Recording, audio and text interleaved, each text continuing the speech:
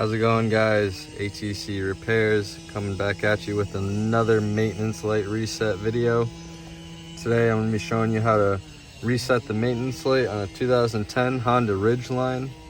So this one's pretty simple. You're going to want to go ahead and locate these two buttons right here, and when you find it, you're going to want to go ahead and press the select button. Now you'll see that's going to change what comes up on the little screen here underneath the speedometer. So you're going to press select until you come up to oil life. And once you find that, you're going to come over here, press the trip reset, hold that down for about 10 to 20 seconds, basically until it starts flashing. So now you can see it's flashing. Go ahead and let go of the button and then hold it down again. Keep holding.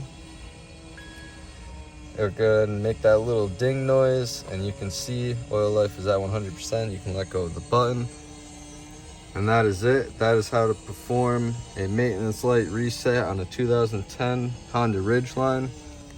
If this video helped you out, or if you're working in the industry, or just like working on your own cars, go ahead and subscribe, leave a like. It really helps me out a lot to support the channel.